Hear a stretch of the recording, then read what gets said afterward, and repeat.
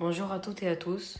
Aujourd'hui, je vais vous parler de la Première Guerre mondiale, un conflit qui a marqué une rupture profonde dans l'histoire.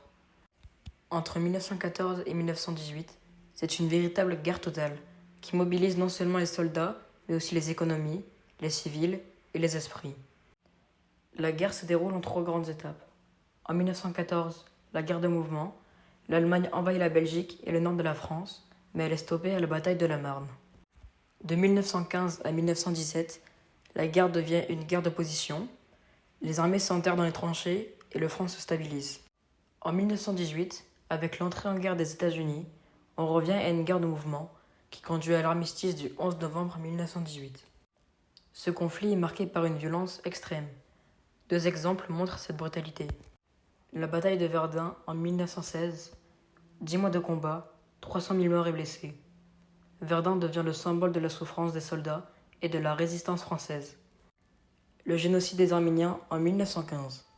Environ 1,2 million de personnes massacrées ou déportées par l'Empire ottoman. C'est le premier génocide du XXe siècle qui montre que la violence touche aussi directement les populations civiles. La guerre entraîne aussi des révolutions.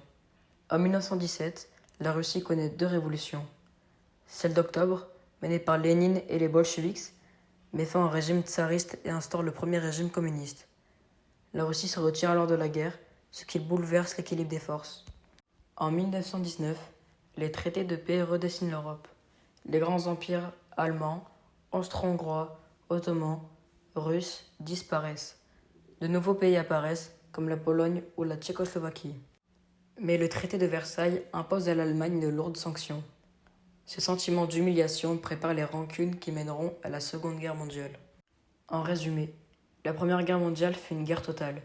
Totale par l'ampleur des moyens militaires et humains engagés, totale par l'implication des sociétés entières, totale par la violence de masse qu'elle a déchaînée. Avec ses quelques 17 millions de morts, civils et militaires, ses révolutions et ses nouvelles frontières, elle reste l'un des plus grands traumatismes de l'histoire contemporaine.